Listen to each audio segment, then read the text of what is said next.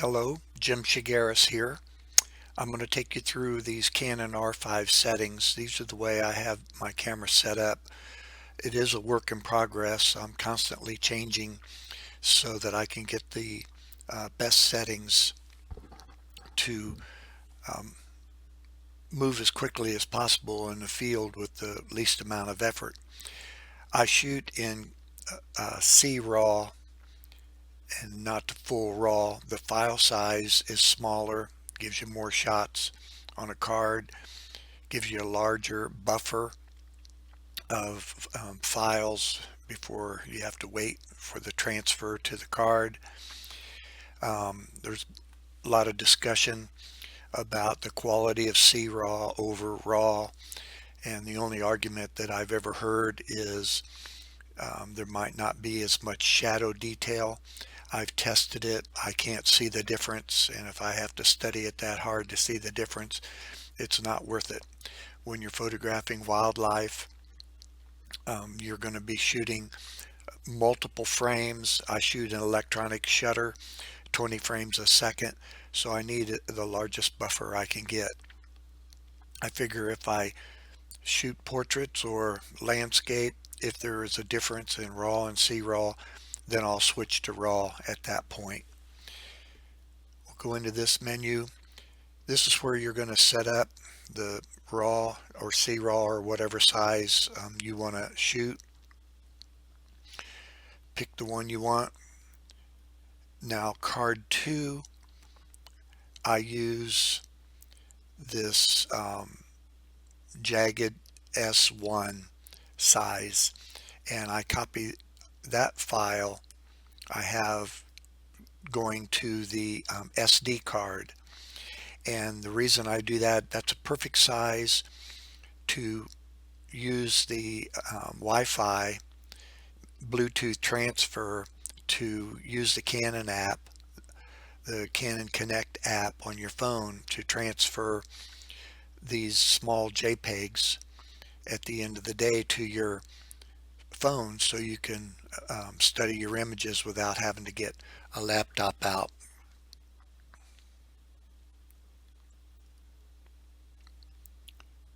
Now, any of these menu settings that I don't talk about, I either don't mess with them or I just use the default.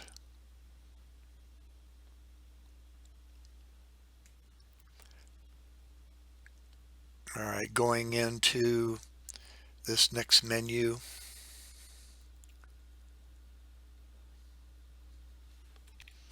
Okay, this ISO speed setting, we go in there and take a look. Where it says 1600, that's where my camera is set right now. What I change in here is this range. I've tested the camera. You can get an acceptable image as far as noise is concerned up to 12,800. I use the Topaz Sharpen AI. It has a noise reduction in there, makes an acceptable usable image at 12,800.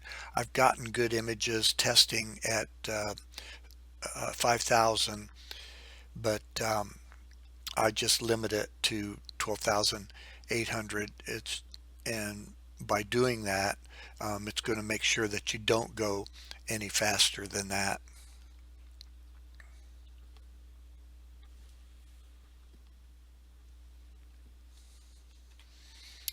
Okay, then from here we're going to move over into tab 3. If I was shooting an external speed light, which I do sometimes for bird photography, I would go in here and set the settings in the speed light control, but I'm not concerned with it right now. So we're going to move over into tab 3. Right now I have it set to auto white balance. Auto white balance is a good place to be. I do 90% of my shooting on cloudy. I've used cloudy ever since the first Canon cameras, and I find that I get the truest colors with that and the most consistent. And anything that is really, really late evening or possibly early morning that doesn't work right, I might switch to auto white balance. but for the most part I shoot everything on cloudy. I have it on auto white balance now. When I go to live view, after a while in this video, um, I'm using auto white balance to balance with the light that I'm using indoors right now.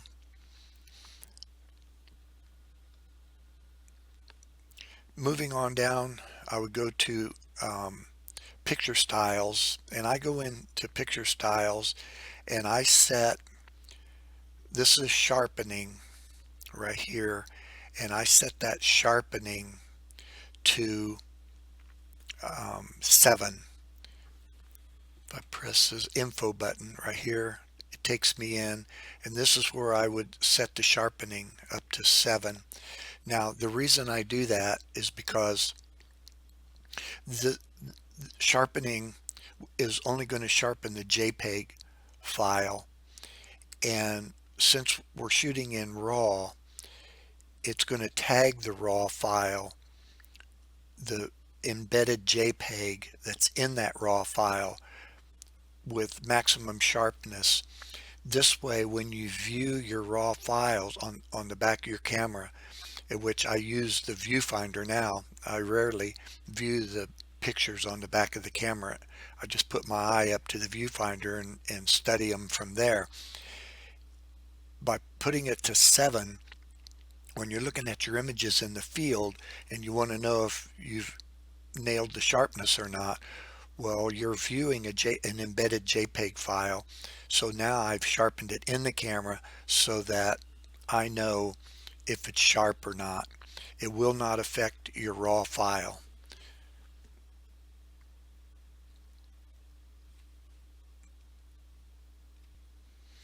Okay, moving on from here, I'm going to go to tab. These I leave to the default. I don't mess with any of these.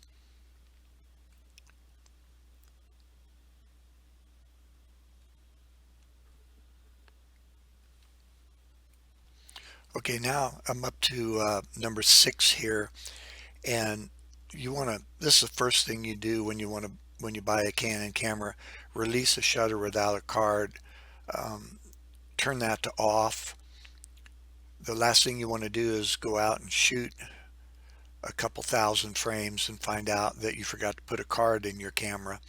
I don't know why Canon defaults that to on, but they do. Another thing is right here, I shoot an electronic shutter for wildlife, 20 frames a second. Mechanical shutter is much slower on this camera.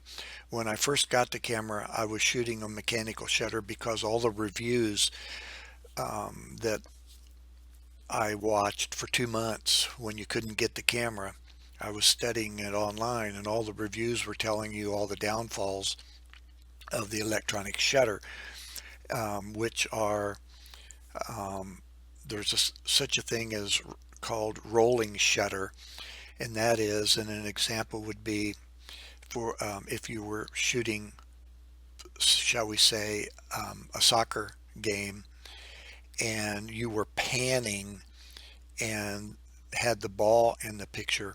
The ball may not be round, it might be a little oblong. Another thing is, if you're panning, if you had a telephone pole, that telephone pole might be leaning because of that rolling shutter. Another mishap with that rolling shutter is if you're indoors in a certain type of light, you can get banding in the image. Helicopter wings or drone blades as such doesn't really like that electronic shutter all that much. And the reason for this is because when the image is captured, when that image hits that sensor, the sensor is scanning from top to bottom, and that's what is causing this rolling shutter. Even at 20 frames a second, that's the way it works. Now the newer cameras that are going to come out, they're already getting ready to introduce the R3. I'm not certain about the electronic shutter there. But in the R1 that's scheduled to come out, it's not going to be a rolling shutter. It's going to be a global shutter, meaning the image is going to strike the sensor and go straight to the card. So it's not going to do that scan anymore. So initially I was shooting mechanical shutter because of the limitations of the electronic shutter. And after a few months, I finally realized that I'm not photographing soccer balls. I'm not photographing telephone poles that might be leaning when I'm panning.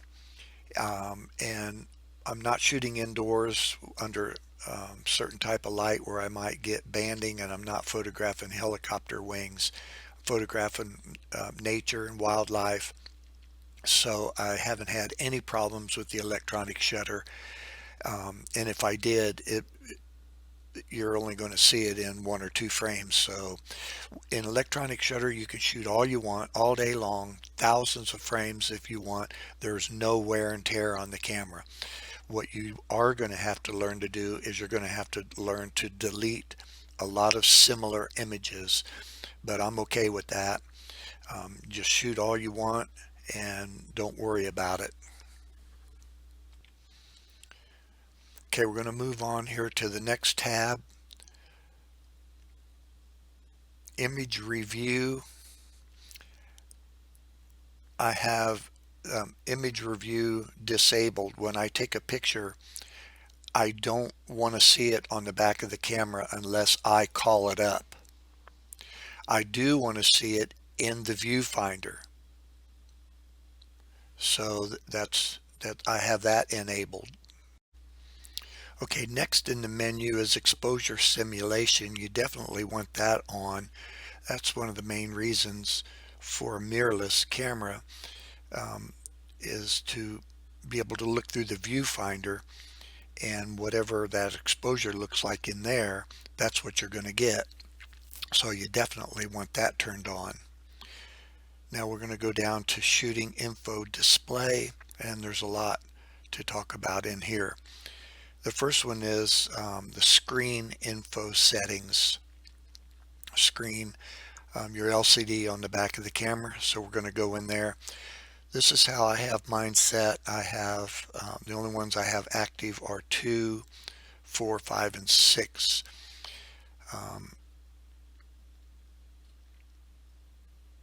Would turn it. So the only difference between 1 and 2 here is it shows the histogram up at the top up there. You can go in and customize these. I'm going to go in here and push the info button.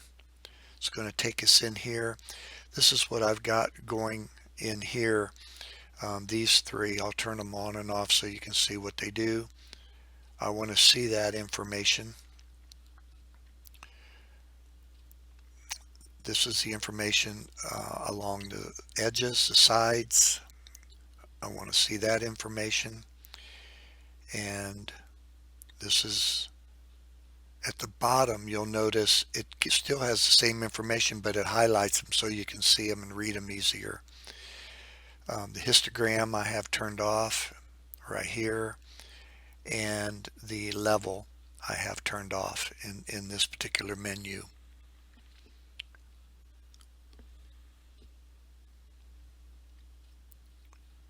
Okay, this one is one that you can toggle through, and it's completely blank. I'll leave that in case you would want to view the back of your LCD with no information. This one I leave on all the time, and then there's a new one here with the updated firmware, and that is to be able to turn the screen off completely. So these are the settings that I have in here. Now you go into this one again. This one doesn't give you an opportunity to customize it. It just is what it is. Now the way you get to these menus when you're shooting is you're going to toggle with your info button to toggle between them. Next we're going to go into the actual viewfinder itself, and it gives This is the information that you're going to see in your viewfinder, and you can, again, you can toggle between them. This one is I have turned off. This one lets you customize it. This shows a small histogram up in the upper corner. I leave that on. It won't distract you while you're shooting. I'll show you how to make it small here in just a minute. And we'll go in here and see what's in here. All right, this is the information down the edges, and again, this turns the histogram on and off. And in this tab, I don't need to see the levels in here. Now we'll get out of here and go look at this one. So in this one, I have the levels turned on. Oops.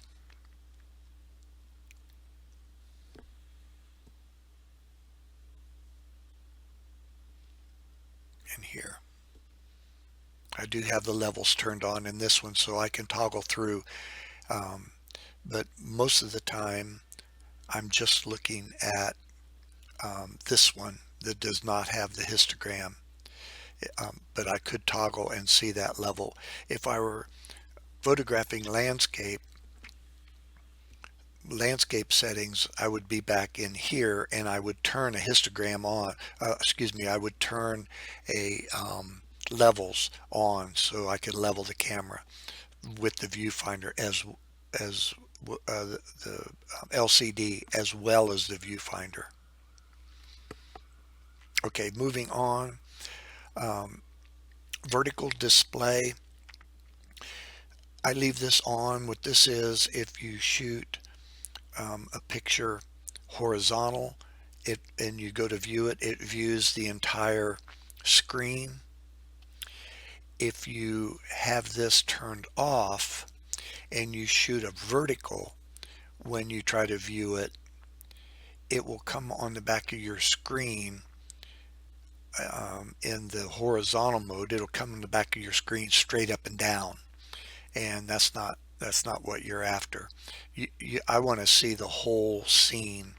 So by turning this on, when I shoot a vertical and I recall the picture on the back, the picture will fill the viewfinder, and I'll have to turn the camera vertical to see the picture vertically. But I don't want just a sliver to look at. I leave the grid display on this 6x4 for several reasons. Number one is that grid display shows me exactly if I want to center the focus point. I know where I am as far as centering the focus point. It can help you keep your images level. It can also help you if you're shooting 8x10 and 16x20 format.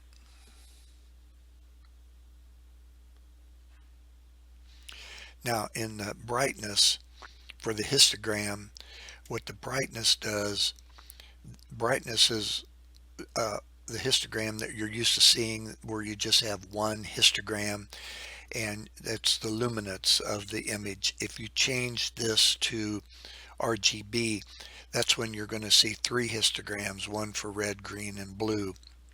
We only really need to study the luminance in that histogram. To see a small histogram up in the corner of your viewfinder, this is where you're going to set it to small. And I find that works the best.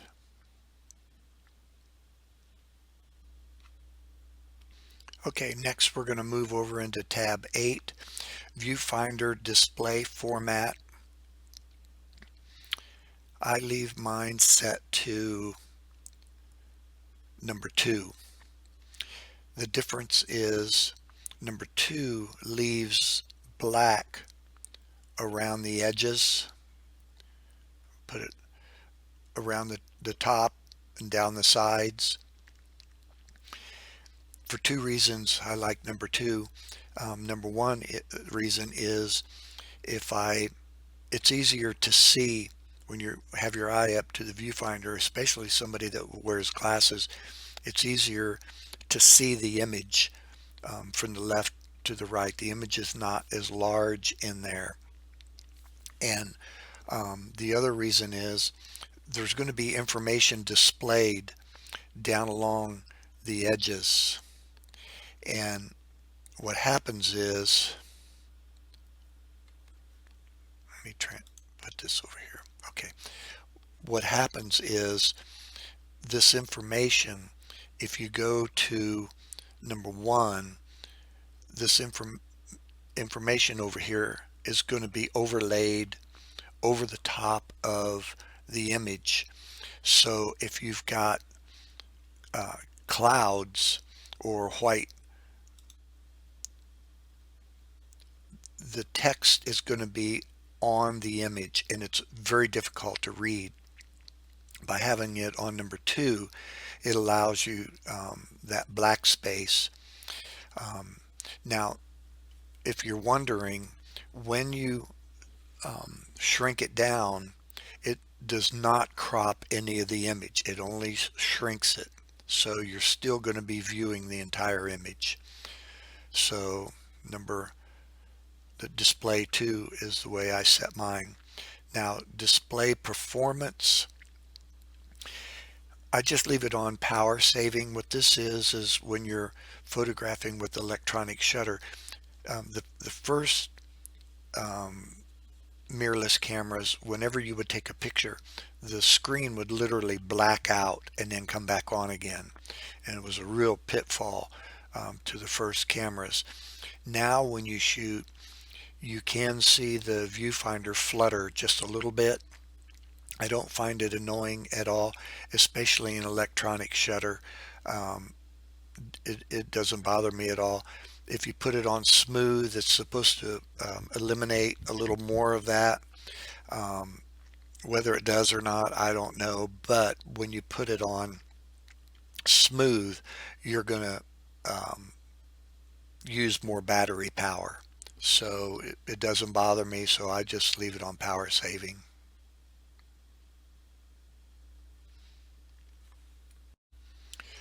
Okay, the next tab, the AF or autofocus tab. This first one is we're shooting in servo. You have two choices, servo or one shot. Servo is your tracking. So I leave it in servo 99.9% of the time for wildlife photography. The autofocus method is face detection or single point.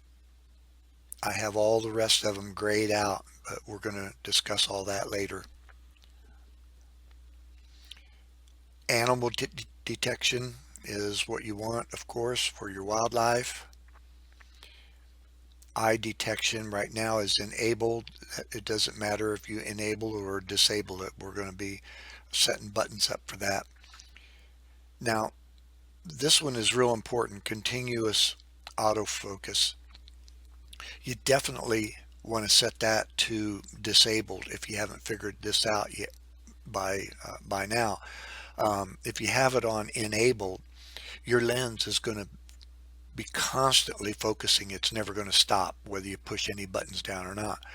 Why Canon defaults to enabled is beyond me, but you definitely want to set that to disabled. Okay, next menu item, touch and drag.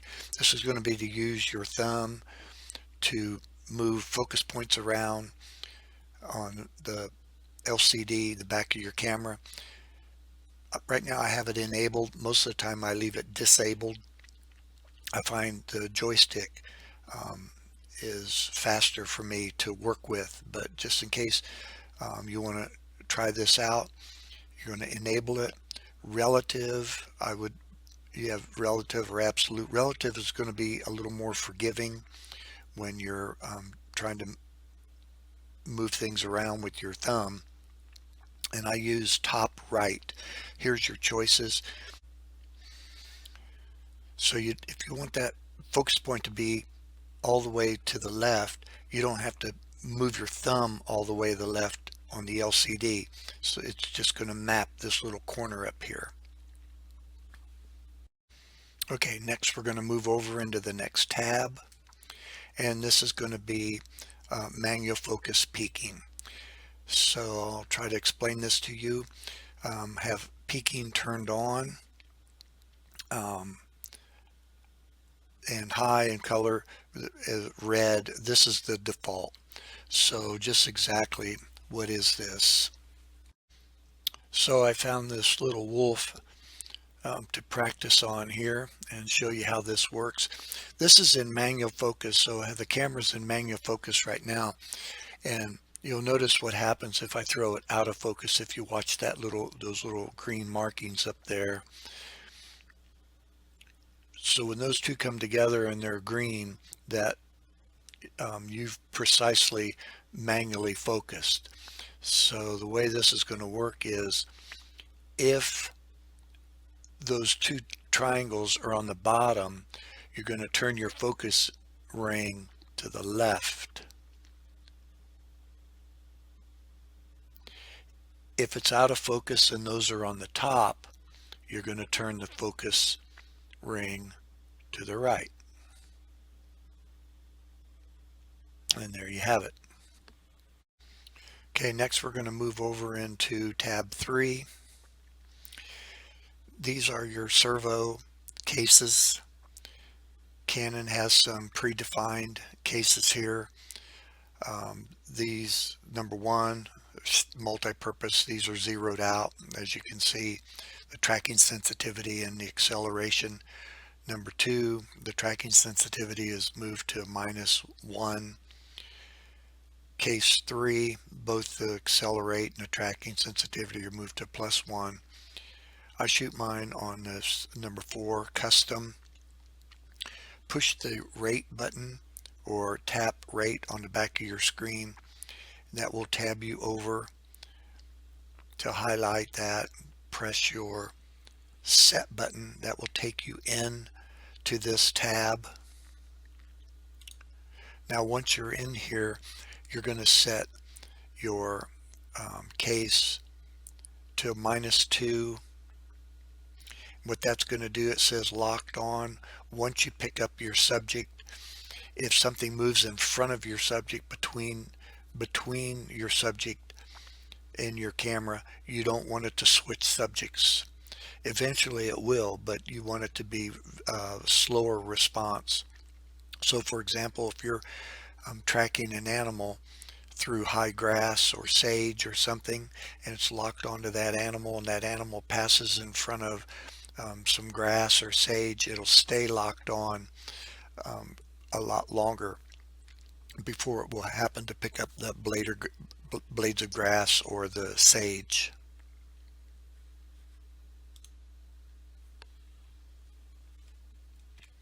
Okay, next we move toggle down to the accelerate. Press set to go into it, and you'll see that I have this set to +2.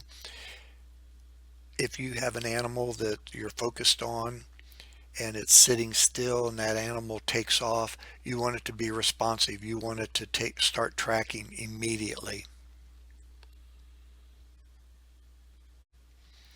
Okay, in this tab we're going to move down to one shot autofocus release priority. I go in here, have this set to focus.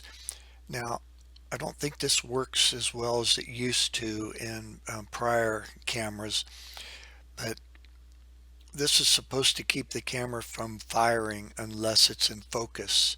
I find the camera will fire anyway, but the only reason I could think to move it to the left would be possibly if you're a photojournalist and something happens and you want to grab that thing immediately, you might let the camera fire before it's totally in focus. But personally, I don't want a picture that's not in focus, so I always keep this set to focus.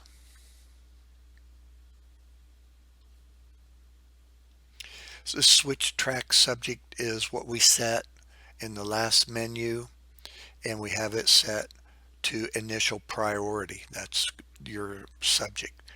You don't want it to switch subject. You want it to stay where you told it. Lens drive when autofocus is impossible. If the autofocus gets lost, I want it to try to keep moving and try to find it. I don't want it to stop looking. Okay, this one's really important. Limit autofocus method. I turn everything off except for the face tracking. The face tracking and eye tracking are going to be pretty much the same.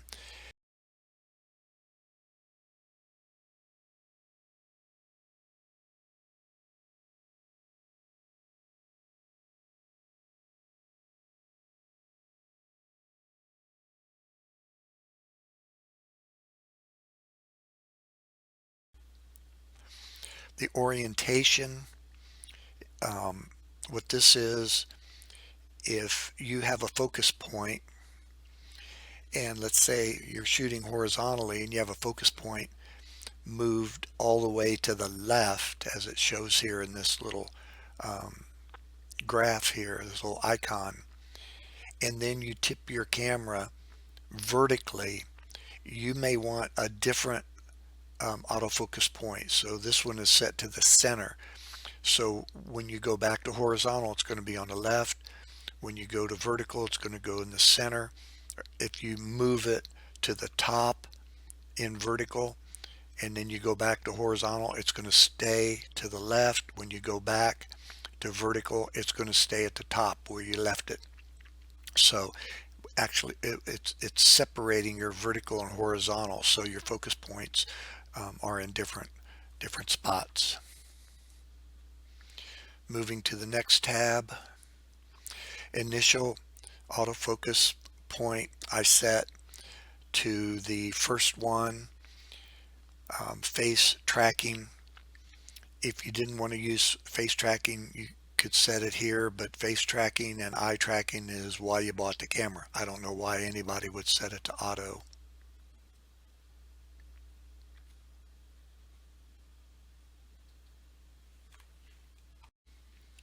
Okay, the sensitivity autofocus point select, I leave this at 0.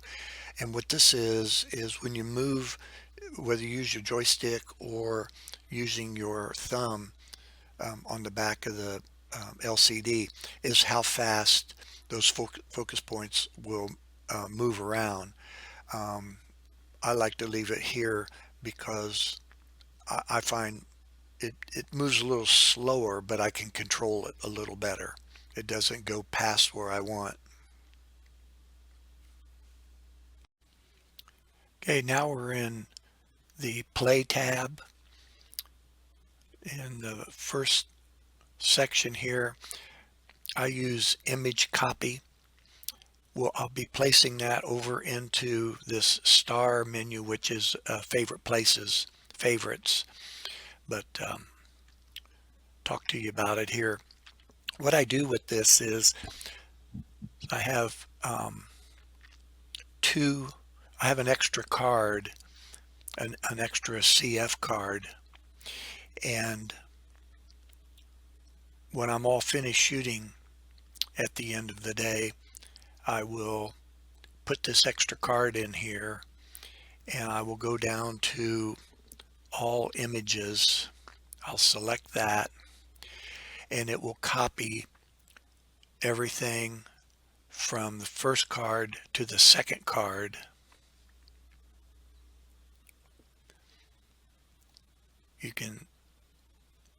This is pretty self-explanatory right here. I will usually replace them to make sure they get copied over there. Then the reason I do this is because I have a portable hard drive and it's pretty obsolete.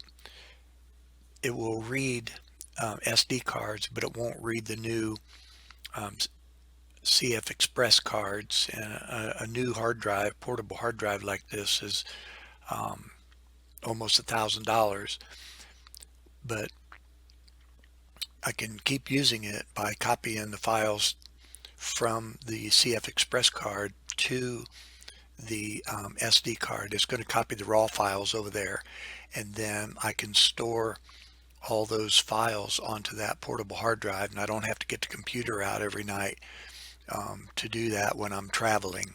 So I use this image copy to take care of that. Okay, from there I jump over to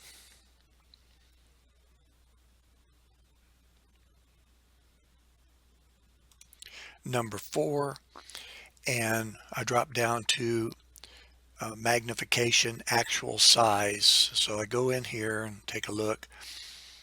It gives me all these choices. What actual size is going to do, and I'll show you here in just a second, it is going to magnify the image to 100% pixel view on the back of the camera and in the viewfinder. From selected point is going to magnify it straight to wherever the focus point happened to land. Okay, so I've just taken a picture. Now I'm going to review it, and when I do, it's going to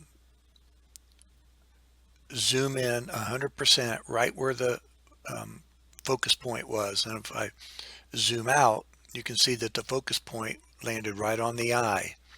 Zoom in and zoom out. Now once you're zoomed in, you can use the joystick to toggle around in the scene. When you're zoomed all the way wide, if you use the main dial 2, which is up by the mode button on top of the camera, if you spin it to the right, it will magnify in increments, as well as if you're zoomed up, if you turn that dial to the right, it will zoom past 100%, and if you turn that dial to the left, it'll zoom back. And again, you can use the joystick to toggle around in your image. Now if you're zoomed all the way wide and you spin that dial to the left, it will take you back and show you multiple thumbnails. So if you had hundreds of images, you could toggle around through them and find the one that you wanted to view. Spin it to the right and you get out of that mode. Okay, back in the menus, if I go down one, image jump, if you're wanting to locate images and you've got a lot of images, you can spin the main dial, which is up by your trigger finger, and that will jump you through the images 10 at a time, both directions. Next, I come down to the rate and microphone button. I use this all the time. I do change how it operates. Rate button allows you to put stars next to your images. In the field, I don't much care about that, so I pretty much disable that, and I come down and I use this setting. Now what this is going to do is, if you press and hold that rate button, you'll see the microphone turn on, and you can talk and make an audio file, and whatever frame you're showing on the back of your camera, you call up a photograph, and whatever frame number that photograph has, that audio file will have that same exact frame number. And once you've created that audio file, if you just press the rate button without holding it, just tap it, it will play that file back so you can hear it. And something I just discovered, if you make an audio file for a particular frame and then you are still looking at that frame, if you press and hold this microphone, it will record again, but it won't make a new audio file for that picture. It will add to the audio files, and you can do it several times. Okay, now we're going to move over to number 5. playback information display when you call a picture up on the back of the camera or look at it in the viewfinder, this is what you're going to see. I have pretty much all of them blocked out. I just want to see the basics, but this is now if you have all these toggled on, well, here we'll just toggle them on and I'll show you how to get around in it.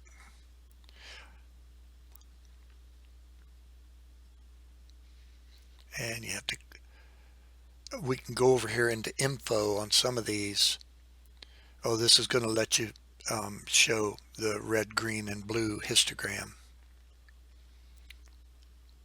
Some of these will let you change. I guess it's just a histogram. Okay, so we'll okay that.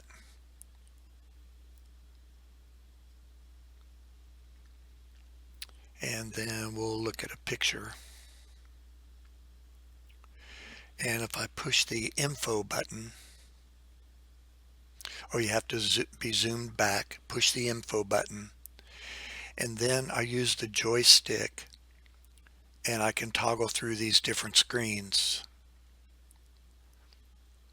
So this is just a lot of information that I'm not really interested in while I'm in the field. So that's the reason I have them all blocked out.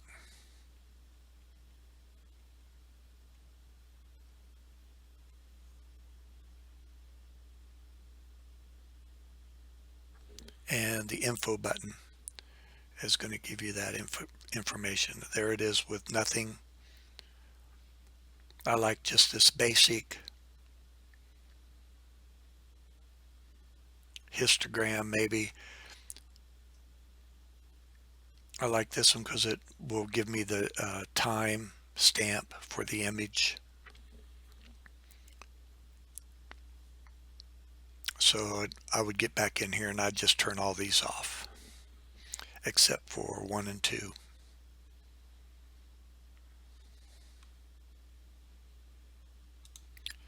Okay, next I come down to autofocus point display.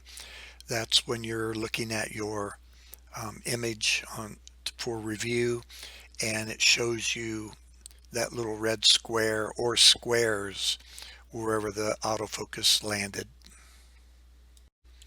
Okay, the next thing we're going to do is move into the network tab. Not going to spend a lot of time here, but I do want to talk to you about it.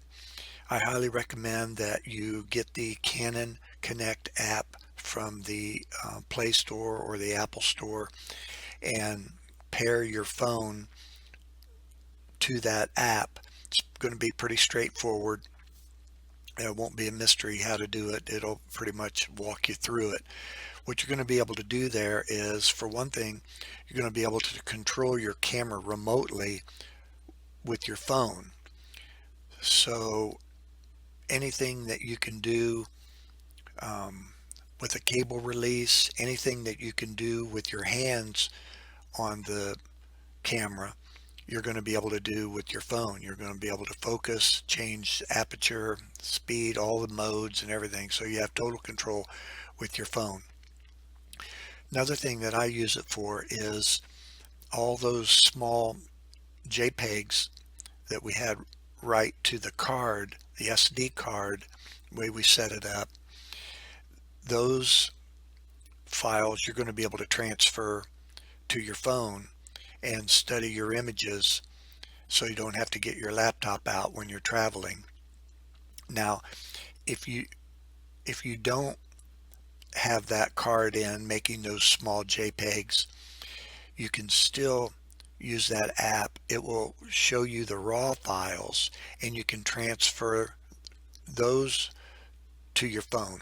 Now, it won't transfer a raw file, but what it will do is it will pull out the JPEG from that raw file, and you'll be able to study that JPEG. Now, the reason I prefer to transfer that small JPEG that we're writing to the card is because it's smaller than the JPEG that you're going to extract from that raw file. The raw file works fine, but when you've got 1,000 images on the day and you want to view those, you're going to fill your phone up a lot faster. So those small JPEGs are going to work great. Now, just one word of caution after you set this all up. When you're not using those features to transfer and control your phone, be sure and set this mode to the airplane mode on. You want to turn the airplane mode on. If you don't, when you put your camera away, it's constantly going to be searching for your phone, and that's going to run your batteries down. So when you turn it, when you take it out of airplane mode, you don't have to reconnect. It'll do it for you. You start the app will find your phone. So that's just a word of caution to make sure that you leave this in airplane mode. Okay, there's going to be a lot to cover in this setup tab, as some call it the wrench. The first one is going to be what cards you record to. So we'll go in here. At this time, as we set up in the beginning, we set up two cards, your CF Express card and then an SD card. So with two of them in there, you're and I have it set to shoot a CRAW file to one card and a JPEG to the other card. So here you're going to go in there and you're going to tell it to record separately. So it's going to put that JPEG on one and going to put your RAW file on the other one. Now, the rest of these are going to be pretty straightforward if you're not shooting any video, so you won't have to mess around with those. Now, I will tell you that if you have this set to separately and you decide that you're going to take out, shall we say, the SD card, and you're not going to use it right now, you're not going to be copying your JPEG files to your phone, you don't really need it. If you don't change this back to standard every time you turn your camera on, it's going to be looking for that other card, and it's always going to give you a warning that there's no card in that slot. So to get rid of that warning, just set this back to standard, and then when you start using a second card again, then put it to record separately.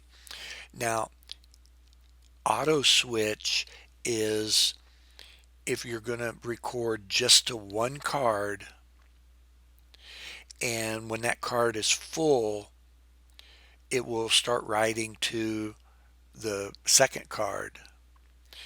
Record to multiple is if you're shooting RAW, it's going to put the same RAW file on both cards. I shoot separately, JPEG on one, RAW on the other. I use continuous file numbering. If you don't, it's always going to revert back to one. I just let it keep counting. I don't change file names. Rotate, I have it to this setting. Here we go. And what this is if I'm looking at a picture on the back of the camera and it is a vertical, if you don't have it set to rotate, that vertical is going to be straight up and down. If you have your camera, it's not going to fill the whole viewfinder is what I'm trying to say. If you have it to rotate, a vertical is going to fill the whole viewfinder, and you're going to have to rotate your camera to see it. And I would rather do that so I can see the full picture.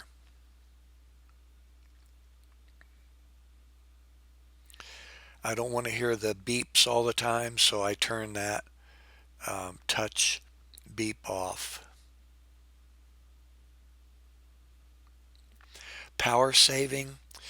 This is kind of a tricky one, and I just learned something the other day. I used to set mine to 5, 5, and the viewfinder disable. I've now switched it to 3 and 3, and here's why. The display is going to be your LCD in the back. So after 3 minutes, if you're just standing around, it's going to shut off in 3 minutes. Auto power is not going to power off in 3 minutes. Auto power is going to, the whole camera is going to shut off 3 minutes after this 3 minutes runs down. So this 3 minutes is going to go, the display is going to go off, and 3 minutes later, which is now going to be 6 minutes, is when the camera goes off. So I used to have it set to 5 and 5 because I thought they would both go off at the same time. Well, that would go off, I just discovered this would go off in 5 minutes. It would be 10 minutes before it would power down. So now I just set it to 3 and 3. Viewfinder I have set to disable. If the camera is still powered on, even though the viewfinder is off, the display is off, if the viewfinder is disabled, meaning it's not going to shut off, as soon as you put your eye up to the camera is going to resurrect itself, even if the display is off. If the camera powers down after this 6 minutes and you have to shoot right away, as you reach up and grab your camera and you're bringing your face up to the camera, press up any button to resurrect the camera. So by the time you get your eye up to the viewfinder, camera is going to be turned back on again because you pressed any button. If the camera hasn't powered off and the display goes off, but the camera has not powered off, I don't want the viewfinder to shut off, because all I have to do is put my eye up to the viewfinder and I'm going to instantly be looking through it, just the same way as when we used to have a mirror. You could always look through the camera. As long as the camera was there, you could always look through and see. Well, this is all electronic now, so as long as the camera hasn't powered off, I want to be able to look through that viewfinder. So with this disabled, the viewfinder is always on. I can just bring my face up to the viewfinder and I'm good to go. Once the camera powers off, you got to touch any button to get that viewfinder back on again. Okay, this one is a little tricky. It would take you forever to figure this out. I set it to auto 2, and what this is, it's a little deceiving as to what you're really looking at here. This is when you swing the display out to the side and rotate it around not when it's to the back of the camera. And this is going to be what you see in the viewfinder and what you see in the screen, and so on and so forth. So I just set it right to auto 2, and it's always going to be on whenever you have it, whether you have it spun around or. Now, one thing I will tell you now that I'm thinking about it, if you turn the display so the glass is up against the camera body, meaning it's safe, nothing can scratch it, when you put your eye up to the electronic viewfinder, it's going to be a delay before you can see through that viewfinder. So if you're worried about that getting scratched, put a protector over it and leave it out. Just leave it like this so you can see it all the time. That way when you put your eye up to that viewfinder, it's that the viewfinder, you can't see through it. But you put your eye up there, that sensor is going to come on immediately. If you turn it around so it looks like this and you look through that, there's going to be a delay before you can see through that. And photographing wildlife, that delay is not something I'm interested in. Um, Multifunction lock is on top of your camera right here. There's a lock button and I just disable it. I don't want to bump that by accident and then wonder why things aren't working. This is there so that you could lock something so you don't bump the dial by accident. I'm more worried about bumping that lock button and wondering why things aren't working. So I disable everything in there. Shutter at shutdown, you want that shutter to be closed. When you There's nothing protecting the sensor because there's no mirror in there. And so anytime you change lenses, you always want to turn the camera off. And when you do, the shutter will drop down and close and protect that sensor from dust. Change your lens, turn it back on, and then that will open back up. If you don't, your sensor is going to be exposed when you change your lenses. Copyright information, pretty self-explanatory. You go in there, display copyright information. Here you're going to enter the author's name. You're going to go in here and enter copyright detail. And I put who I am. I put my phone number, so that time when you drive away and leave your camera on the tripod and forget to put it in your vehicle, maybe somebody's smart enough to go in there and find out who it belongs to and return it to you.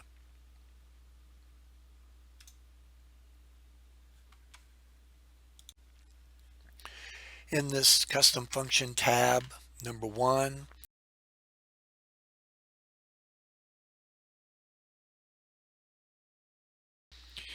this speed from metering, I set that to auto. Restore auto after metering. Um, Once I'm finished metering, I want that thing to reset itself. Now back here, these are great when you're doing landscape, auto bracketing, auto cancel.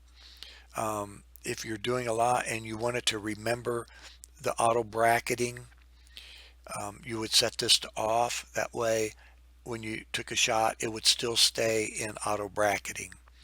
This is going to be one on, one under, and one over. I've always found that 3 brackets is enough. Safety shift is something that if you're shooting in aperture value, you might want to set up this safety shift. I'm shooting everything in manual mode now, so that's not something that I have set on this camera. Same exposure, new aperture. This is important, and for now I have it set to ISO. I haven't had a chance to really test it out yet to see, but if you're, for example, using a 100 to 400 lens, and that lens goes from, if you're out at 100, it's a 4.5, and then if you zoom it all the way out to 400, it would shift to a 5.6, and if you're in manual mode, that can change your exposure. Well, same exposure for new aperture, it's only going to be shifting by half a stop. Well, where do I want to give? Well, I can't take a chance on it slowing the shutter down, so I'm going to let it compensate with the ISO. I've already set the shutter where I want it. So if that has to shift, I don't want it changing my shutter speed. So that's why I'm using ISO here. Restricting shooting modes. Okay, I've locked out all of these. I don't use aperture value anymore, but I still have it turned on in case I wanted to go there. I shoot in manual. I don't use custom functions, custom 1, 2, and 3 anymore. With the new firmware, it allows you to save your settings to the card. So I don't really set these up. I just save to the card. We click the Q button or tap this right here on the back of your screen, and we go into the menu, and this is where you're going to turn them all off. Now, if you check these to go off, to go off, to go off, you've got to toggle down here and click OK, or you're not going to have any, it's not going to take. Now this one, I reverse this dial. When I'm looking through the viewfinder, at the bottom, the information that it's giving me compensation. So if it's getting brighter, if I'm spinning my value to get brighter, I want to spin. I'm using the main dial. The main dial is the one by your trigger finger. When I spin that to get brighter, that at the bottom of that viewfinder, that's going to go to the right. If it gets darker, it's going to go to the left. Well, I'm going to be spinning that dial, and I'm going to spin that dial. My finger is going to go to the right, and I'm going to see that arrow in that viewfinder go to the right. If I spin my finger to the left in that viewfinder, that's going to go to the left. If you have this the other way around, your finger is going to go to the right, and that arrow in the viewfinder is going to go to the left. I want that thing going the same direction my finger's going. Next is the custom buttons and custom dials. I'm not going to talk about them right now. We're going to talk about those when we get into after we get through this custom menu here. Audio compression, this is going to be if you're shooting video, you want to turn the audio compression off and turn that down just a little bit. This one, default erase option. All this does is if you push the erase button on the back of your camera, if you don't set this, that erase button, when it comes up, it's going to default to the cancel. Then you're going to have to spin the wheel, and then you're going to have to push so it goes to OK, and then you're going to push set. If you leave it to trash can, as soon as you push that button, it's going to default to erase. So you're going to push that button and then push the set button because it's going to default to erase. And that's quicker than having it default to cancel, and then I have to an extra step. I got to flip it over, rotate the wheel to make it say OK, and then the set button. Okay, now we're going to customize the buttons. Now there's two ways to get to the customized buttons. One way is through this menu tab, and I suggest this is how you get to it. Now, ever since I've owned the camera, I've been getting to the customized buttons a different way. So here we are in live view, and if I press the info button, and it toggles through my different screens. And I get to this screen, then if I hit the quick button to the right of the info button, it will highlight one of these tabs. So I would always have it set to highlight that tab. When you go in here, it brings you into customize buttons and then get in this way. Now that works, but here's the problem. And I've been complaining about it, but I've finally figured out how to get around it. When you're in this menu and you go in to look at something, it can get a little confusing, all the different things, all the choices that they give you. There's this many. And you might want to read and study what you want to do. And if you're thinking about, well, which one of these do I want? After about 8 or 10 seconds, it times out and you have to start all over. What I found is if you go into customize the buttons in here, it will stay indefinitely. It won't time out. So what I ended up doing was putting this customize buttons into this star menu we're going to talk about next. And this is your favorite places, your favorites, the things you want to get to quickly. So let's go in here and customize the buttons now. All right. I've never been a fan of back button focus, but that's okay. If you like to do that, that's great. The only thing is what I'm getting ready to show you here is not going to involve back button focus, but I am going to show you some hidden features in here, and you're going to be able to program these your own buttons. But I'm just going to show you how I program the buttons. So this one, fire button, I leave it alone. It's going to meter and be the fire button.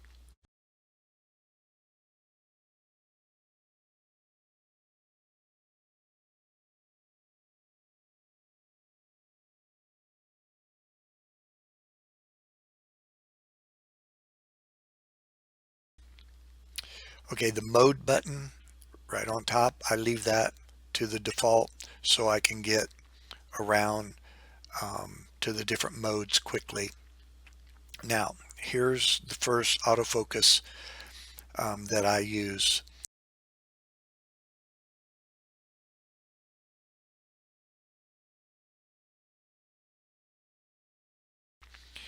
Now, we're going to customize the next button to the right of that, and that's going to be your star button. And we're going to do the same thing. We're going to customize that one.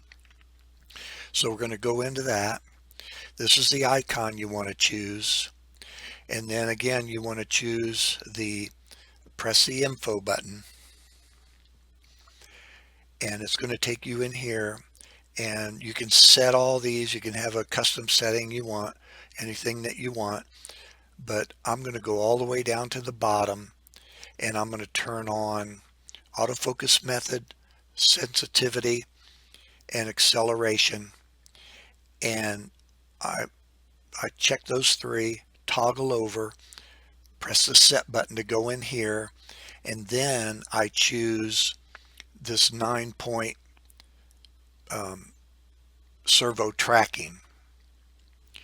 And the reason I do that is because when I get birds in flight, if the eye focus can't grab them and the face focus can't grab them and the single point won't pick the bird up, you can always depend on this 9-point focus, and that's going to look like this now. So I'm going to hold in that star button, and you're going to get this, and it's going to track a moving subject. Use your joystick, you can move that around. Now it's up here.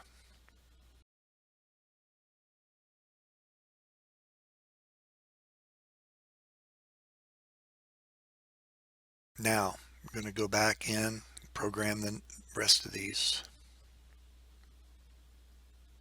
Okay, the next one is the button to the far right. Now, what I do with that is what people do with back button focus. People will use back button focus so they can focus, take their finger off the button, and then recompose.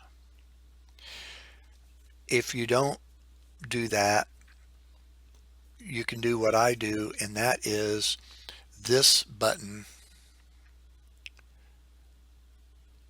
I program autofocus off. So I can focus on something, spot, then I can recompose.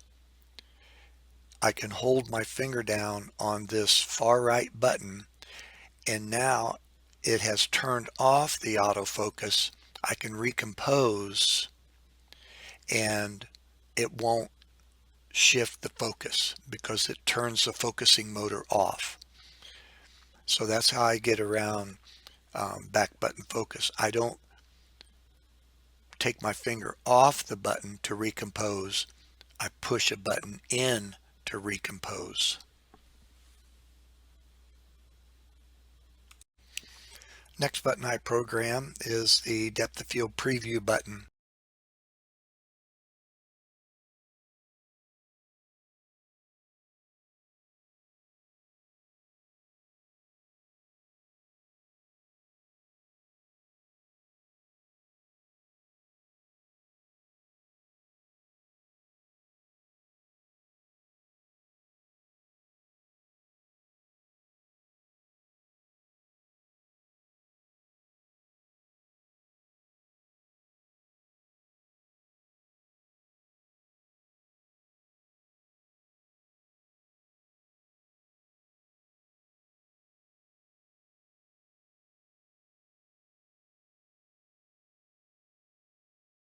Now the next one is a multi-function button.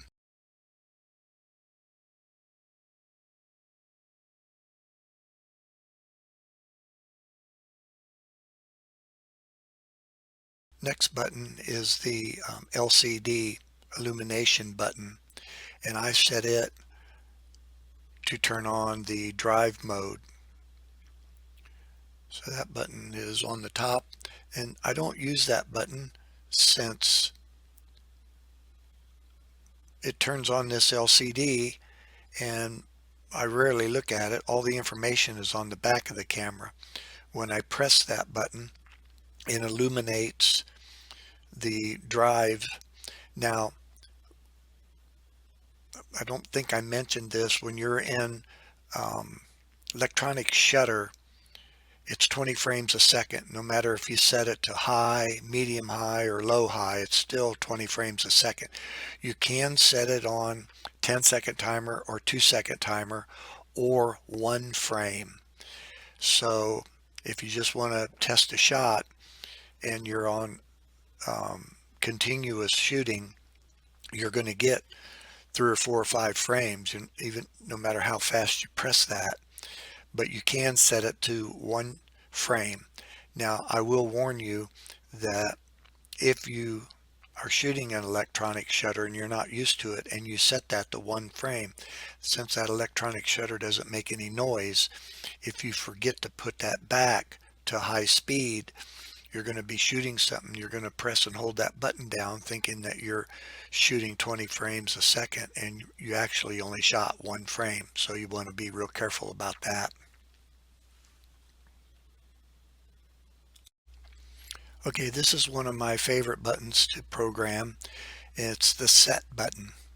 If you remember earlier, we programmed the preview to magnify to actual size. Well, I programmed the set button so that when you push it, the picture comes up on the back of the screen, and in this case with this camera in the viewfinder. I find it quite ridiculous to have to reach fumble around to find the preview button down by the trash can, and then when you want to magnify it, you have to go all the way up to the magnify button to zoom in and zoom out. By programming this button, when I'm shooting, all I have to do is press that set button and I'm looking at my picture.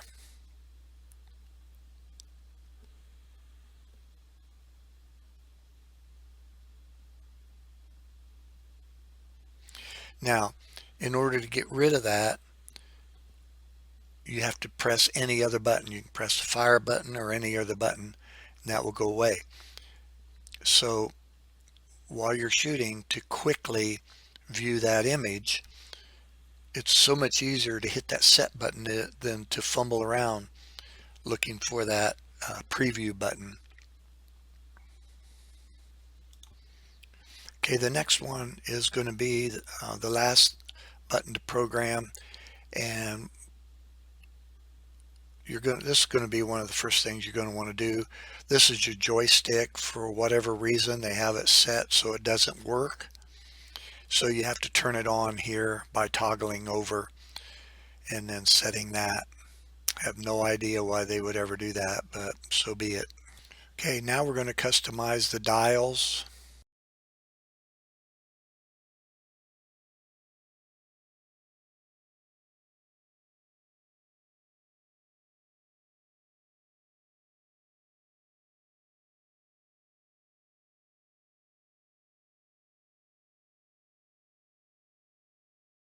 The only thing left to do now is to customize your favorite shooting settings. There are so many settings in this camera. To try to toggle through all of them when you're trying to find one and you're in a hurry, it's almost impossible. So you're going to come to this My Settings tab, and initially these won't be here. You'll just have one and it's going to look like this, and you're going to choose Add My Tab, and it's going to open one of these tabs up for you. And then you're going to configure these. These are the menu items that I use and want to get to quickly. So it will hold 1, 2, 3, 4, 5, 6, and then you have to go to another tab. There's 6 in there. All right, this one only has 5, and I've left it that way so I can show you how to configure. So you're going to come down to, once it's full, you're going to have to come over here and make a new tab. So, but this one will accept one more. So we're going to configure, go to configure, and then you have these, you can select, and that's what we're going to do now. You can sort them, delete a tab, rename them, so on and so forth. Pretty straightforward.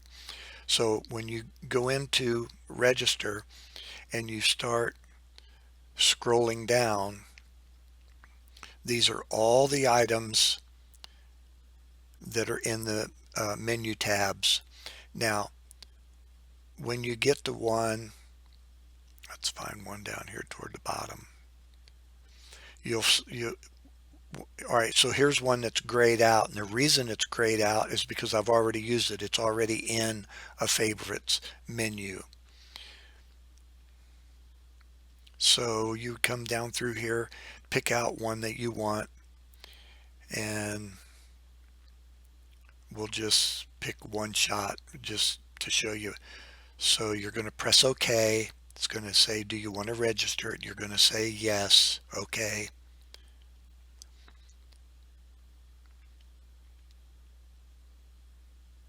And now you're finished here. So you can grab another one. But we're only going to do one. Then we're going to press the menu button to get out of there. Now, there it is right there. So I can go back into configure and I can sort them. So there's that one we just put in there. Maybe we want that one up in a different position. So press the set button and then use your joystick, or you can tap the back of the screen up or down, and then you can move it wherever you want it. We'll move it up to the top for now. Press OK, press the menu button, and there it is at the top.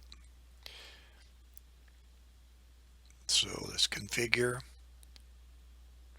delete selected item. There's the one I just put in there. Get rid of that. Delete it. Yes. And now it's gone. Now I'm going to show you which ones I have in here. Now this first one here is probably one of the best features that they ever put in a camera. It used to be only in Canon's high-end 1D series cameras, but the last firmware they put this feature in there, and that pretty well made the camera complete for me. And what this does is all the settings that we just set up, if you go in here and you say save,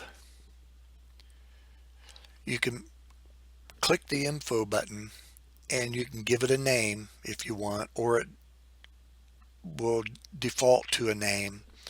I just let it default to a name to begin with.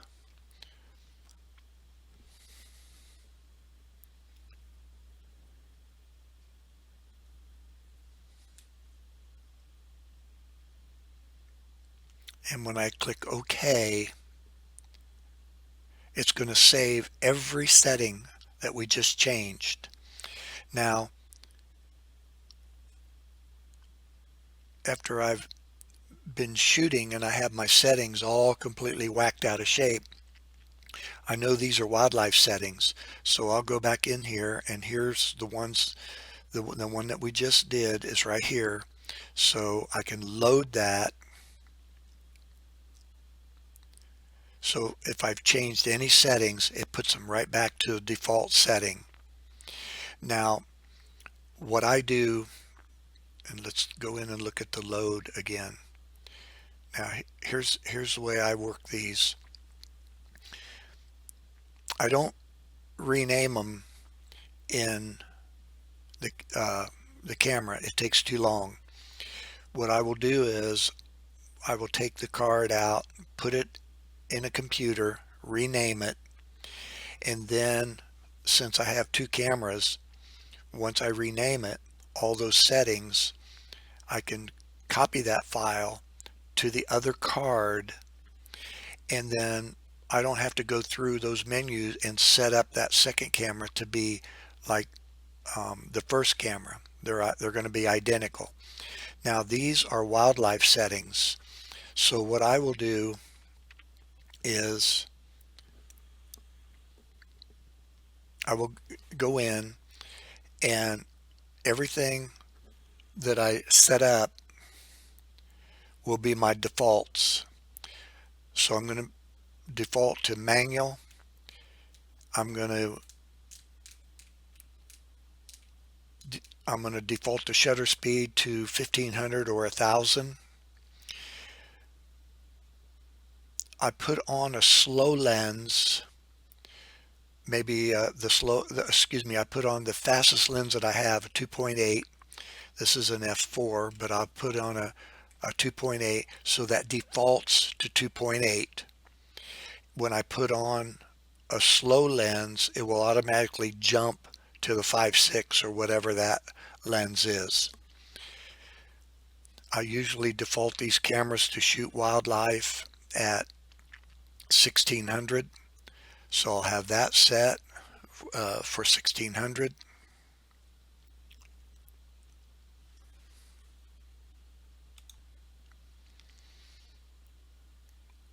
My white balance will be on cloudy. All of these will be set. You can see the C-RAW right there. It will default to servo. It will default to face detect. So once I have all these defaults, then I go in and I save those settings. Then I copy that save file to the other camera. Once I have it in the computer, I will rename that file wildlife. Then I'll make another one for landscape. I'll make another one for night photography. I'll make one for portraits. I'll make one for candid flash photography, another one for wildlife flash photography, and so on and so forth. Once you do it, I bring them into the computer and rename them. Now, when you rename those files, they're going to be 8 characters. So if you put in wildlife, you're going to have to fudge. You're going to have to leave some characters out. If you don't have enough characters, whatever you want to name it, if you just called it video, then put just fill the spaces with something else, either a number or a letter. You have to have it 8 characters. Now, the kicker to this whole thing is if you're dead set on every time you take pictures off of your card that you feel that you have to format your card, you're never going to be able to do this, save and load, because you'll lose those settings. It'll wipe out everything on the card. For over 20 years, digital cameras, I've never I format my cards when I first get them, format them in the camera. After that, I never format them. I don't format my hard drive every time I delete stuff off of it, and they're solid state. And even back when they were plattered drives, when you delete stuff, you wouldn't reformat your hard drive every time. You would defrag it, but these solid state drives, you don't even defrag them. So I let's go in here and I'll show you. So when I put the card back in the camera, I go in here, and this is set up in my favorite menu, erase. I'll go in here, select, and I'll go down to all images and erase all the images on the card. And that's how I get rid of them. That way I don't lose those settings that I saved right here. All right, another one that I want to get to quickly is I've turned all these off. I might want to use one of them. So they're right there. That's right there in my favorite group. If I decide I don't want to shoot an electronic shutter, it's right here in the favorite group, so I can get to it quickly. If I want to change how I'm going to save to the cards, that's right here.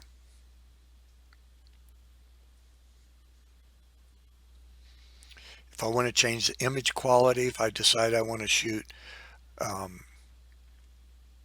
RAW instead of C-RAW, I can get to it quickly right here. And then erase. On the next tab, I have image copy. I believe I mentioned that before. That's when I will copy all the RAW files on the the Express card. I will copy all of those to an SD card, and then that SD card I can back up onto a portable hard drive. I have battery in here. It's going to show you how much is left, how many frames you have on those batteries. I can change my sensitivity if I so choose, get to them quickly. If I decide I want to shoot people, I can get to that quickly. Subject tracking, if I want to change that, that's right there where I can get to it. The beep, if I decide I want to hear that beep, I got so I can get to it. Power saving, it's right here. Touch and drag, I keep that disabled, but if I wanted to use it, I got it so I can grab it. If I do decide to format a card, I got that so I can find it quickly. And I mentioned if you're going to customize the buttons, go in from this setting so it doesn't time out. So I've got that so I can get to it. Okay, I'm changing these around all the time, changing these menus, the favorites, which ones I want to put in here.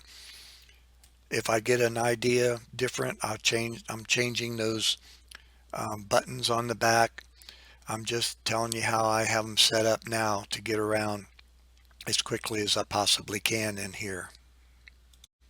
Okay, one other thing you need to know about this, my menu favorites, is if I come over here and come down where it says menu display normal, I have it set to normal now, but I'll show you the difference.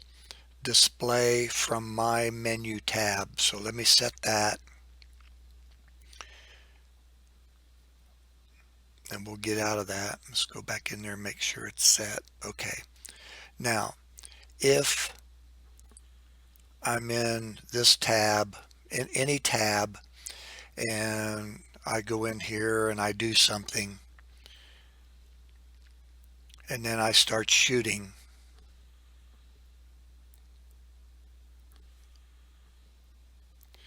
when I go back to the favorites, when I press the menu button, it goes directly to the favorite tab.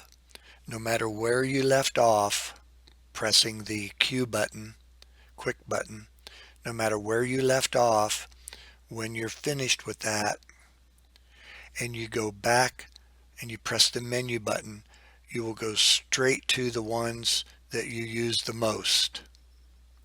So you can toggle through your tabs. Now, if I go back in and change it back where I had it to normal,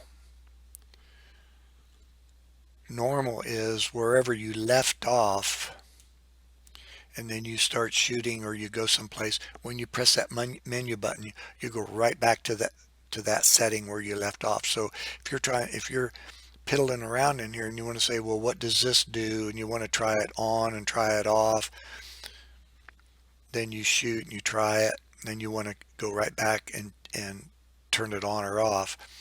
I would leave it on normal. When I'm out in the field shooting, I will set that, because these are the tabs that I know I want to get to.